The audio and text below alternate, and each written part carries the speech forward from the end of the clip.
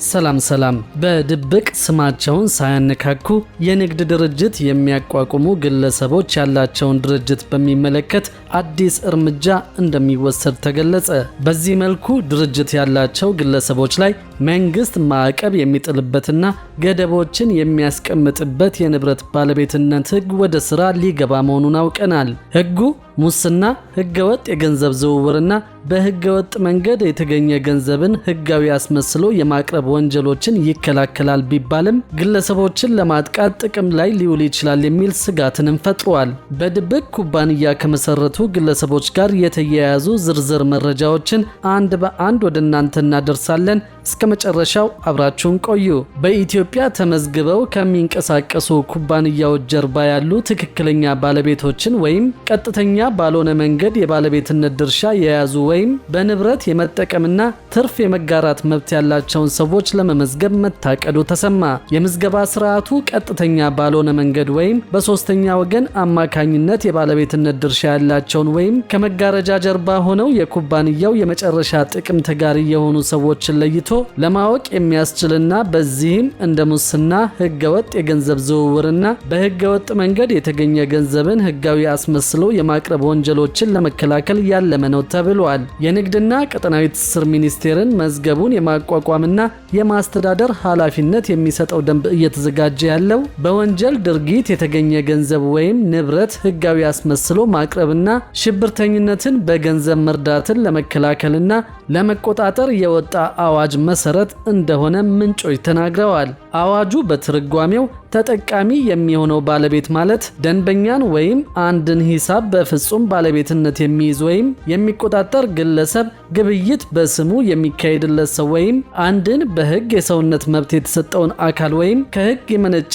አደረጃጀትን ለመቆጣጠር ፍጹም ስልጣን ያለው ሰው መሆኑን ይደነግጋል። የማሻሻያ አዋጁ ይህን ተጠቃሚ የሚሆነው ባለቤት መረጃዎች ሰብስቦ መያዝ የሚያስችል መዝገብ የማቋቋምና የማስተዳደር ስልጣን ለንግድና ቀጠናዊ ትስስር ሚኒስቴር የተሰጠ ሲሆን መዝገቡም አግባብነት ላላቸው ባለስልጣናት፣ የፋይናንስ ተቋማት እንዲሁም ለተሰየሙ የገንዘብ ነክ ያልሆኑ ንግዶችና የሙያ ዘርፎች ተደራሽ መሆን እንዳለበትም ይገልጻል። የገቢዎች ሚኒስቴር፣ የንግድና ቀጠናዊ ትስስር ሚኒስቴርና በክልል ደረጃ አግባብነት ያላቸው ባለስልጣናት ለተጠቃሚ ባለቤትነት የሚሰበሰቡና የሚያዙ መረጃዎችን ሌሎች ስልጣን ያላቸው አካላት በጊዜው ማግኘት የሚችሉበትን ሁኔታ ትክክለኛነትን ለማረጋገጥ በአስተማማኝና ገለልተኛ ምንጮች የተረጋገጠ ስለመሆኑና በህግ የሰውነት መብት የተሰጠው አካል ካልፈረሰ መረጃው ቢያንስ ለ10 ዓመታት ያህል የሚቆይበትን ሁኔታ ማረጋገጥ እንዳለባቸውም ይደነግጋል። ከዚህ በተጨማሪ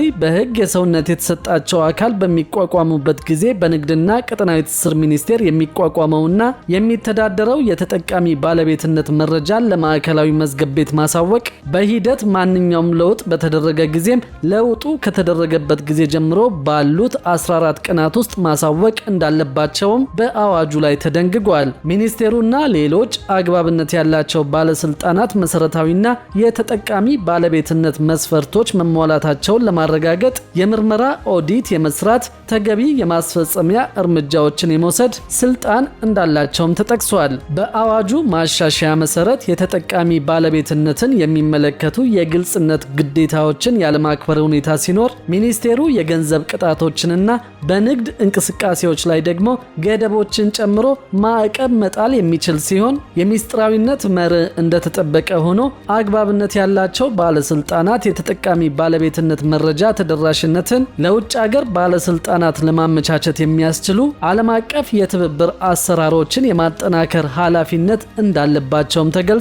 በአይኤምኤፍ የሚደገፈው የኢትዮጵያ የ4 ዓመታት የኢኮኖሚ ማሻሻያ ፕሮግራምን አስመልክቶ ዓለም አቀፉ ተቋም በጥር ወር ይፋ ያደረገው 4ኛው ሪፖርት እንደሚጠቁመው ሚኒስቴሩ መዝገቡን ማቋቋምና ማስተዳደር እንዲችል ባለድርሻ አካላትን በአዋጁ የተሰጧቸው ሚናዎች በአግባቡ የሚወጡበትን ልዩ አሰራር በዝርዝር የሚያመላክት ፍኖተ ካርታ በብሔራዊ የጸረ ገንዘብ ማጠብ ኮሚቴ በኩል እንዲጸድቅ መደረጉን ያስረዳል። የኢኮኖሚ ማሻሻያ ፕሮግራም ውስጥ አንዱ መዋቅራዊ መካከለኛ ግብ መሆኑን የሚያስረዳ ሲሆን በመስከረም 2025 በታቀደለት የጊዜ ገደብ መከናወኑ ተመላክቷል። የኢትዮጵያ ብሔራዊ ባንክ፣ የፋይናንስ ደህንነት አገልግሎት፣ የፌዴራል ፖሊስ ኮሚሽን፣ ባንኮችና ሌሎች የመንግስትና የዘርፉ ባለድርሻ አካላትን ያካተተው ኮሚቴው ያጸደቀው ይህ ፍኖተ ካርታ የመዝገቡን ምስረታ ለማፋጠን የሚያስችል መሆኑን በተጨማሪም መዝገቡን ለማቋቋም የሚያስችል ደንብ በሚኒስትሮች ምክር ቤት ጥር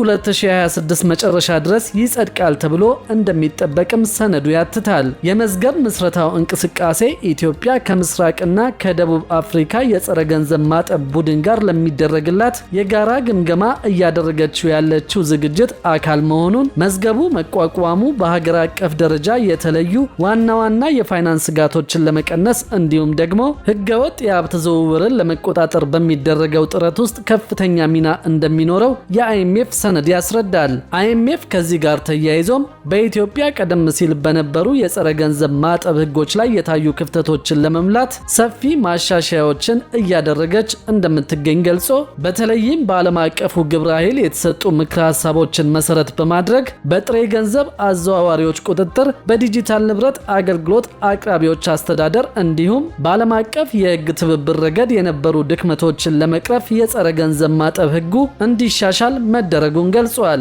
የህግ ማሻሻያዎች ኢትዮጵያ በ2026 ለሚደረግላት ዓለም አቀፍ የጋራ ግምገማ ዝግጁ እንድትሆን ከማድረጉም በላይ እንደ ዲጂታል ንብረት ያሉ አዳዲስ የፋይናንስ ቴክኖሎጂዎች ለህገ ወጥ ተግባር እንዳይውሉ ለመከላከል ትልቅ አስተዋጽኦ ይኖራቸዋል ብሏል። ተቋሙ በሰነዱ እንደገለጸው የኢትዮጵያ መንግስት ባለስልጣናት የፋይናንስ እርምጃ ግብረ ኃይል ለሚያካሂደው የጸረ ገንዘብ ማጠብና ሽብርተኝነትን በገንዘብ የመርዳት የመከላከል ማዕቀፍ የጋራ ግምገማ ዝግጅት እያደረጉ መሆኑን ጠቅሶ በቅርቡ የተከናወኑ ማሻሻያዎች ያላቸውንም ዘርዝሯል። በዚህም መሰረት የብሔራዊ ስጋት ዳሰሳ ግኝቶችን ያማከሉ በብሔራዊ የድርጊት መርሃ ግብር ላይ የተደረጉ ማስተካከያዎች በጥሬ ገንዘብ አዘዋዋሪዎች፣ በዲጂታል ንብረት አገልግሎት አቅራቢዎችና በዓለም አቀፍ ትብብር ረገድ ያሉ የምክረ ሀሳብ ክፍተቶችን ለመምላት በጸረ ገንዘብ ማጠብ ህጉ ላይ የተደረጉ ማሻሻያዎች በገንዘብ ማጠብና ተያያዥ ወንጀሎች ላይ ምርመራ ለማካሄድ በፋይናንስ ደህንነት መረጃ ማዕከልና